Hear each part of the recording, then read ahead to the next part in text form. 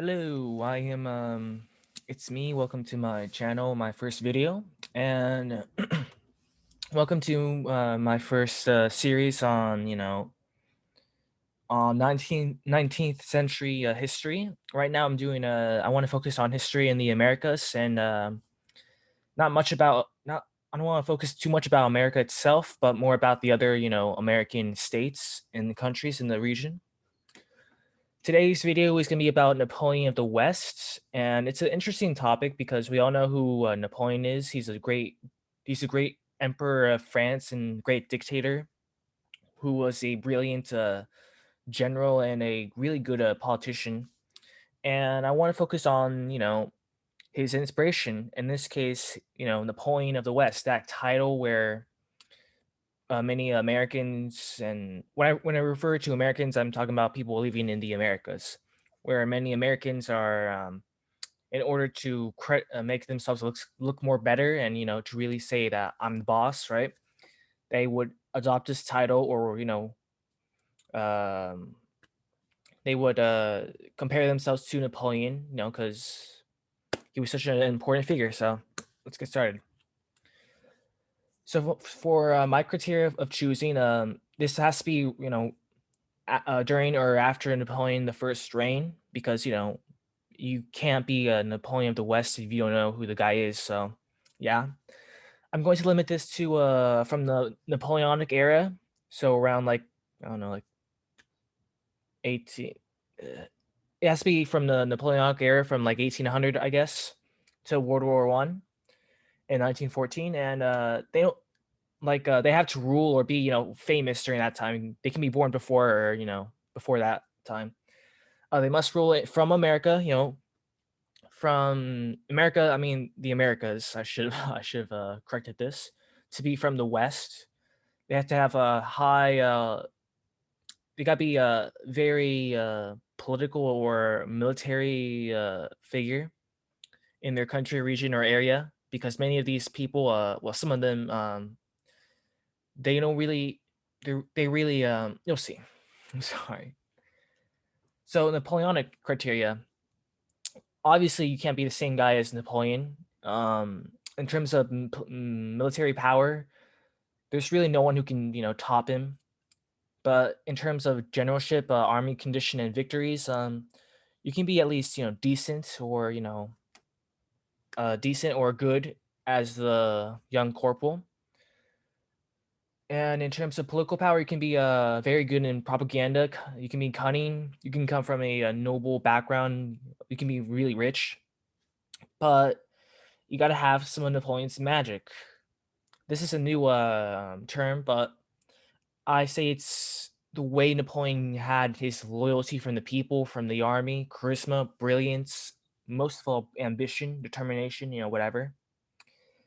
And the person must also pretty much rule or decide the direction of their worlds. And by that, I mean like their countries. They can decide where the country goes, into another war, into another policy, whatever. They gotta guide the country like Napoleon did.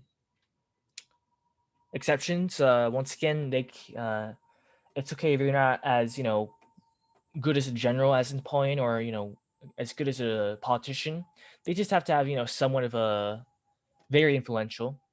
The title doesn't really have to be official, just just enough to person has to be enough of a historical figure to be comparable to Napoleon. And you can have the same backgrounds. Napoleon came from a Corsican, I think, nobility, or was it French? It was minor nobility, but whatever.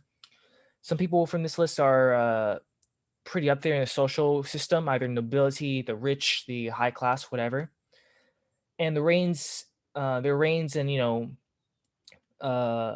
eras of power don't have to be continuous. They can have falls and rises, just like Napoleon did. So let's get started. I'm only gonna have four people. The main competitors for the tier, it's gonna be Lopez de Santa Anna. He's from Mexico. Ulysses S Grant from America. Simon Bolivar from South America. You'll see why. And Porfirio Diaz from Mexico. Santana and Diaz are they come from they rule in different times. Don't worry. So let's get started. Lopez and Santa Anna is Mexico's first. Well, he's the most recognizable dictator of Mexico. He helps. He is a very powerful general. By that I mean he's not like he's a okay general, but he's very influential because he was a hero in Mexico because he helped fight for Mexican independence and he helped wield unrivaled power in Mexico's governments. And he fought off many revolts, invasions, and he was president later on, and he helped lead Mexico into many wars, which were pretty awful. And he has a lot of faults in power. The first notable one is this is like a rough overview, by the way, so I'm not gonna get into too much detail. Sorry. Uh, but the first notable fall from grace is from the Texas Revolution, where he fails and to take down Texan rebels, and he gets captured, and his opponents back home depose him, but he gets back into power somehow because his he becomes very favored by the high class and conservatives later in his career. So, and a bit of luck too. In the Mexican American War, Santana he fights the invading Americans, and he does so. You know, in the end, he doesn't get captured this time, but he um, he loses the war and loses more than 50% of Mexico's lands. He comes back into power. I think, or was it? I don't know how he. I think from the conservatives. I think again, it doesn't matter because the liberals, the people who from the lower classes, from the people from the new blood, they finally take over Mexico and they topple Santa Anna. And this is gonna be the rise of the liberals under President Juarez, Mexico's best president. But well, that's another story for another day. But Santa Anna, he effectively rules Mexico for a very long time, many I think decades in this point. And when he gets ousted, he goes into exile because Mexico will not have a lot, and they didn't want to do.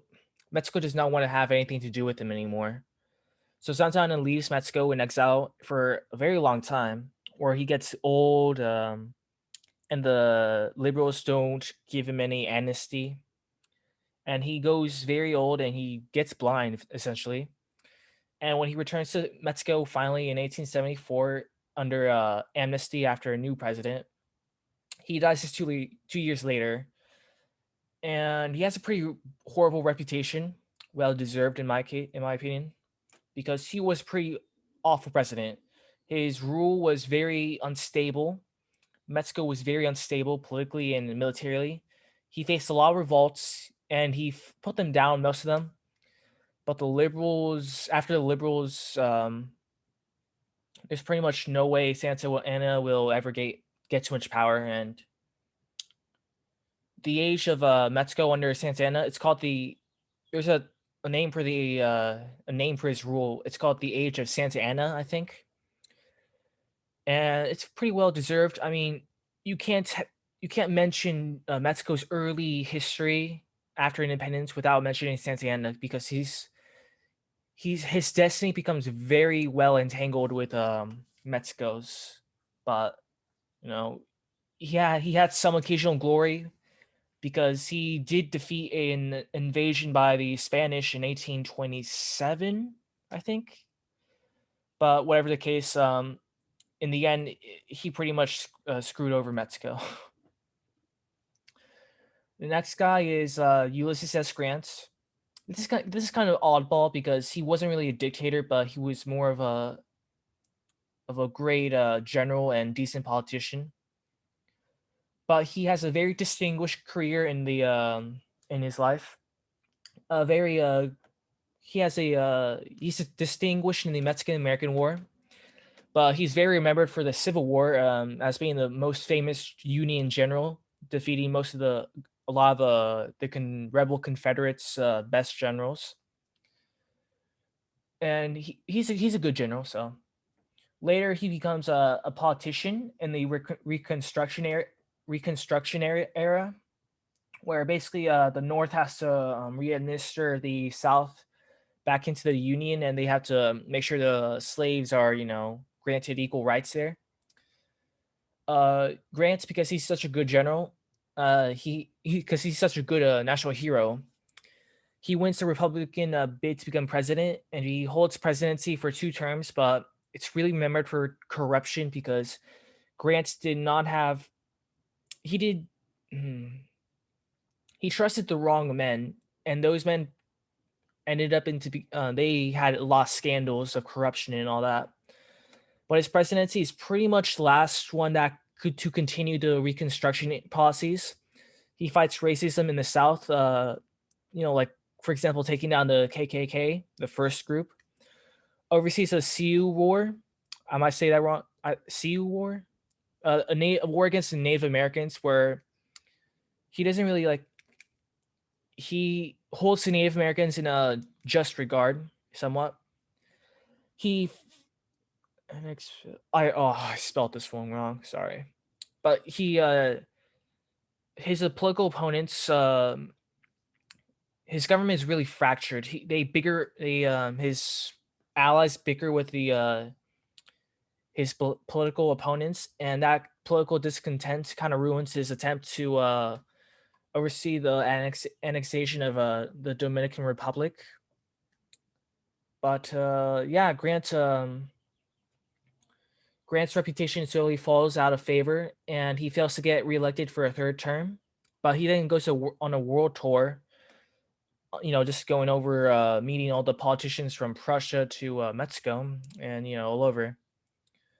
But when he returns, he goes broke because he trusts the wrong people, and bad business dealings leave him broke. And he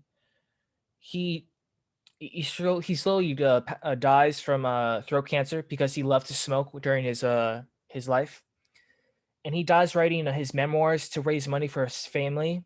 And he finished those memoirs like right before he died, and he ended up making a lot of money for his family. But he died somewhat young in this time, although it's appropriate, at age 63 in 1885. And yeah, he's like the most one of the most famous Americans in the 19th century, and probably one of its best generals in that time, or one of the most, if not the best general. He's one of them. He's one of them.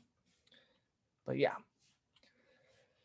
Simon Bolivar. He is the great liberator of South America, liberator, and he pretty much liberated all of South America from Spanish rule, because the Spanish Empire was in very, very stark decline. And it took a long time, but he established the free states of Venezuela, New Granada, Peru, Bolivia, Ecuador. These are modern names, by the way. They were known by other names, but just using these ones. But his most famous achievement is making the great state of Gran Colombia, which is this sort of a pan-American country. But after independence, those countries didn't really want to have anything to do with each other. It's a pretty common thing for countries to unite behind independence, but then afterwards they fall apart due to political debates, and really not knowing what to do after independence, like what kind of countries they want to be. But Bolivar, he has a hard time trying to keep them together, because even though the Spanish are gone, his military adventures, they cost a lot of money, and the political no the internal divisions between the countries kind of forced Bolivar to take more power as a dictator. And he gets more he I think he gets sick, and his health is failing from, I think, tuberculosis. And his reputation slowly fades away as people will start hating him more for forcing them to be together. So Grand Colombia falls apart, and many of those countries' presidents they banish Bolivar as he's pretty much a dictator at this point, and he's very conservative, and he blocks a lot of I think liberal reforms because he's the man. He's the man for the job, but he doesn't allow new people to take over. And he doesn't let the states decide for themselves. He forces his country together, but he fails. He is banished in exile. He dies in modern day Colombia. I forgot to write that down, but who cares? He dies from failing health and from tuberculosis, dying relatively somewhat young, for in age 47, and disgraced and as a broken man. And I read his account, and I think he said that America, referring to South America, is very ungovernable, and that's true. In that time, that's very true. But yeah, he dies pretty much a reviled man by the people, and but his reputation has gone way back. He's more remembered for being the great liberator of South America, but and he has a very great fall. But yeah, Porfirio Diaz. This is another oddball, pretty much a wild card. He is the great dictator of Mexico for many decades, and his reign is called or his presidency mainly is called the Porfiriato from 1876 to 1915. He's pretty much Mexico's best dictator, far better than Santana, because he comes at the right time, in my opinion, because he he takes control of Mexico, which has gone through many civil wars and foreign invasions, and he brings a relatively uneasy peace, but it is a peace.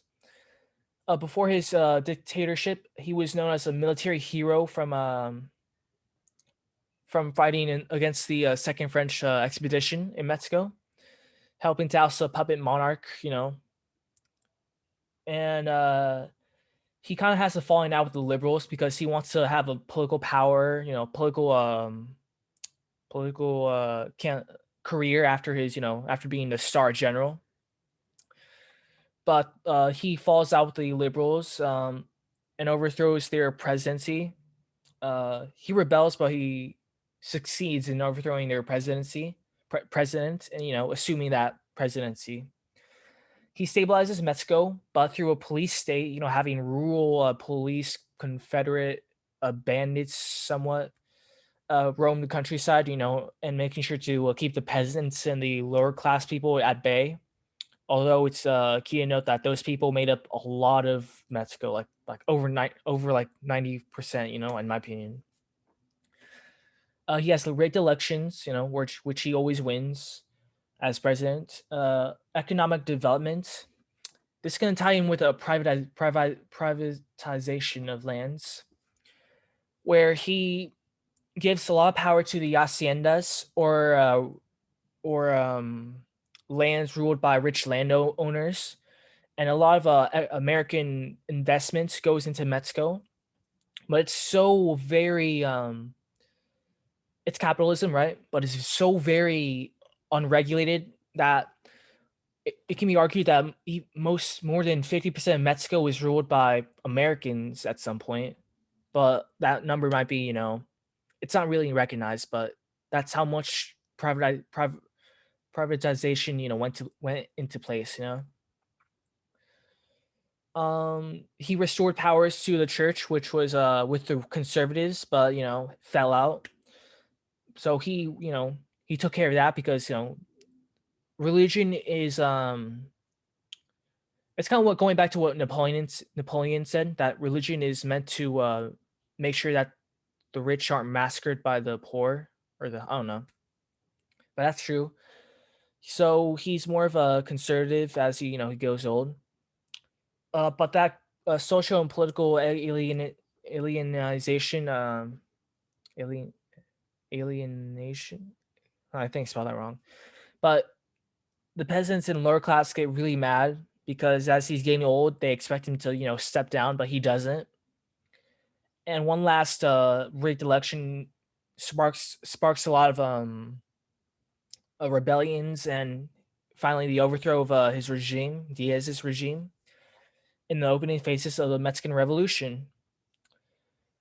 But Diaz gets off with a pretty much a light hand, and he gets spared and he gets goes into exile. But unlike the other people on this list, it's pretty much in relative comfort in Paris because many of the revolutionary generals and leaders back in Mexico, they pretty much turn on each other, and Mexico falls into many civil wars. So Diaz can Diaz's regime is pretty much it's very controversial because it was very unequal, top rich, for the pro Diaz supporters, which was very few. But compared to the millions of lives that will die during the revolution, his regime and really Diaz as a person is very controversial. Like you can't say he's not. Oh, this is gonna be mentioned later on, so don't worry. So most deserving of the title. I would say, in my opinion, it's Simon Bolivar. You can see the list here because he has the greatest rise of power in somewhat because he comes from a noble background. He's rich. He goes on tour in to Europe in his early years, and he sees all these great liberal and democratic functions. So that's where he gets the idea to liberate his countries and home from the Spanish. He was a good general. Like you look at his campaigns, he learned how to harass the Spanish who were more superior in training and arms. His guerrilla wars turned into somewhat conventional wars, and he won a lot of brilliant victories. As a political power politician, he was very good.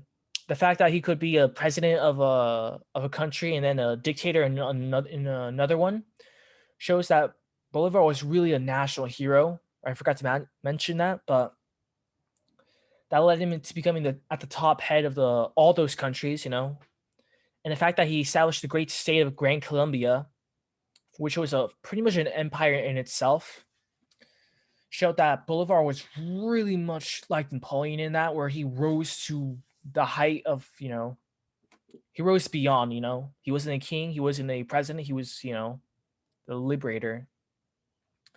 But his fall from power is very hard to ignore. It's similar to Napoleon's, where Bolivar falls from power, he becomes, hated, and it's kind of sad in a way, but you can say that as he becomes more, powerful in this attempt to, keep control of his power and of Gran Colombia, it's one of those things where the hero lives long enough for himself to become the villain or something like that, So I think he's number one. Lopez de Santa Anna is a number two. He is the warlord of early Mexico, but and you cannot, once again, you cannot mention Mexico's early period of independence without mentioning Santa Anna because their destinies are entwined. Great political power. Santa Anna had the ability to overthrow overthrow presidents and establish his own presidency. He preferred to. I forgot to mention this, but he preferred to let the governing in Mexico in politics to his allies. He was more of a general who just enjoyed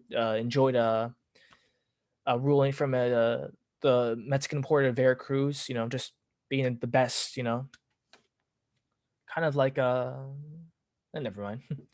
As a general, if you look at his campaigns, he's pretty much mediocre. Like there's no really brilliant victories. In the Mexican American War, he had he really never won any major battles. He could have won a major battle against the Americans in the north, but he abandoned that to defend Mexico City. So and the only great victories he had were against his own countrymen and rebels. But even that against the Texans, he failed and got captured. The Spanish, he repelled the Spanish, but the Spanish weren't really of a force to be, they weren't really that big to begin with. So many rises and falls from power. It's really a wonder how he got back into power. You don't see that many people, rise and fall that quickly, and yeah. And he dictated Mexico's destiny. I mean, what did Santana do? He pissed off Texas, made them revolt. He got Mexico into war with the U.S. And that ended horribly. More than half the land's gone.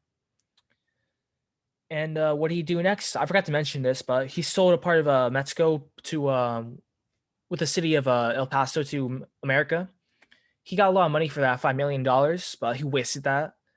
And that's one of the reasons the liberals decided to, kick him out of Mexico once for all. And his exile, it kind of resembles Napoleon Bonaparte's exile, where they both, succumb to a disease. Santa Anna is like more cruel in a sense because he lived a long time, and he got blinded. He went to several business adventures, but kind of went to nothing. Several business, things that pretty much produced nothing. You could say that kind. You can say you can kind of feel bad for the guy in the end because he pretty much never saw his home again except for just 2 years after his you know kick from power. So I don't know, but you gotta be. I would love to talk about more about Santana in the later on, but he's pretty much he was horrible in my opinion. He was awful, awful guy, and a really dumb idiot. But next off, Porfirio Diaz. He's the most fascinating in my opinion because you don't really hear about him if you're an American or a Canadian. They don't count as Americans. They're part of the British Empire, puppets. But Diaz, if you look at his campaigns, and he fought in the Mexican American War, but more of a volunteer. But if you look at his campaigns in the Mexican second Mexican the French expedition to Mexico, he was pretty much a decent to good general. I mean, some battles he fought in the Battle of Puebla, one of the most famous battle of the expedition, where he distinguished himself. Diaz was he led the charge. He was captured. He fought in the siege or Battle of Oaxaca. I forget which one, but he was one of the generals who were really out there. Really fighting the French and the conservative Mexicans.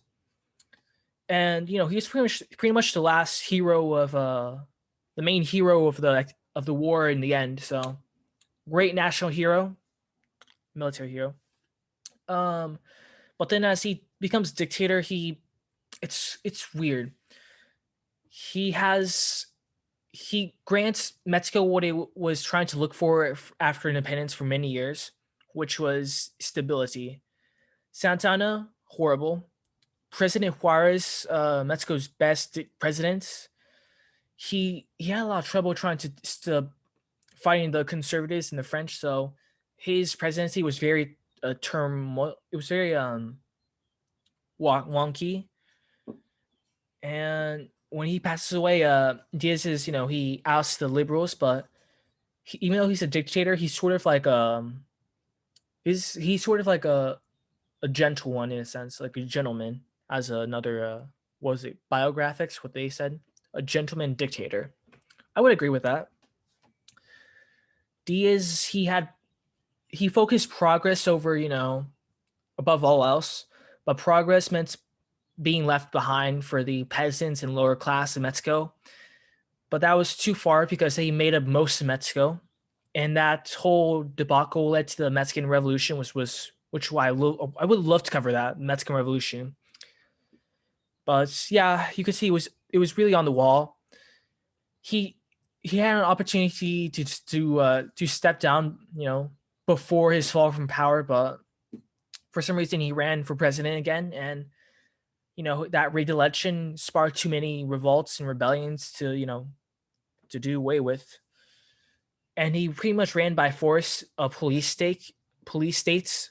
And there's a phrase called stick or bread, whether it meant yeah, stick or bread. I don't know, but it means like either support me, accept what I'm doing, or you get the stick, you get killed. Whatever. A lot of people died under his dictatorship, but yeah, but he established. It's a wonder that his dictatorship is very it was stable. I gotta say that it was stable for a long time because even though Diaz was aging, he managed to prevent civil wars and only minor rebellions. He managed to make the last quarter century of the 19th century for Mexico be the most peaceful it had ever experienced. So that's saying something.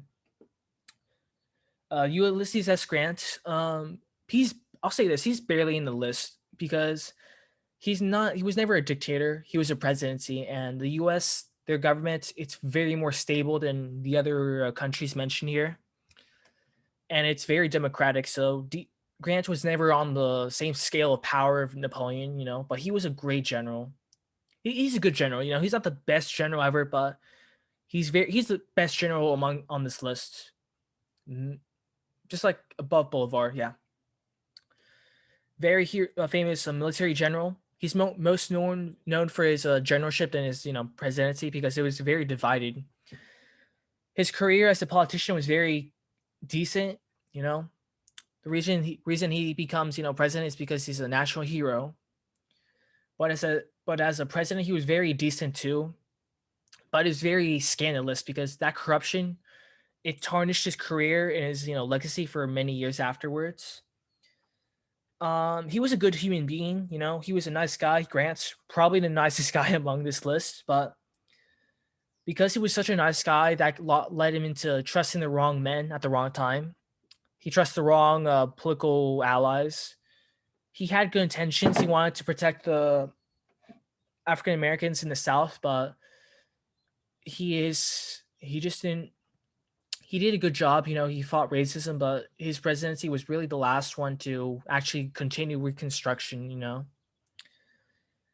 And it's kind of sad what happens to him because he gets scammed after doing trusting the wrong guy once again, in his business adventures. So he dies broke, but you can at least say that he died, doing what he does best, fighting for the right things. In this case, he was writing in his last, days, writing his memoirs to raise money for his family. So we could say that he won that last battle. And yeah, like, yeah. So Simeon Bolivar, probably the most similar to Napoleon. Santana, second rates. Uh, he's uh, he's the guy who actually came up with the term Napoleon of the West officially. Santana, he named himself that, but I guess he deserves it. Pretty awful guy. I just hate Santa. He's a pretty awful dictator. Even when he had power, he pretty much screwed up. Awful guy. Pretty much the worst guy on this list. Ulysses S. Grant was probably the most. He's the nicest guy and probably the most morally just guy you'll meet. Simon Bolivar, he started out as a great liberator and a liberal ruler, but he became more of a dictator. And like Napoleon, he became more of a awful guy as he grew older and more dictatorial. Diaz is weird. If he's a dictator, but he's a gentleman somewhat. But if I'm in the lower class. My family back in Mexico is pretty much peasantry. If I lived in his time, I would probably be forced to, because of his police state, I would probably be forced to obey his laws, and I would probably get poorer, and the richer would get richer. But yeah, but compared to most Mexicans during this century, Diaz is probably the most stable. His government, and once again, he's more controversial than outright evil because he made a lot of progress, right? But that left a lot of people behind. So I don't know. But yeah, this is my list of Napoleon Napoleon contenders. Simeon Bolivar is probably the best Napoleon of the West person on this list, and yeah. Oh yeah, one note. For for America, the United States, there was a lot of people, Union and Confederate generals who wanted to be the next Napoleon, but just for the sake of simplicity, I'll make Grant. I could have added Robert E. Lee, but he lost. You know, he wasn't even he was a good general, but not the greatest. Kind of like Grant. They were not great, Napoleon generals, but they were good. So I'll say that. So yeah, thank you for watching, and I hope to do another interesting list. Yeah, I might do another list on or I'm thinking of doing more videos on Mexican history, like the Revolution, or more about Santa Anna or Diaz, or about the French Expeditionary Force. No, or more about 19th century.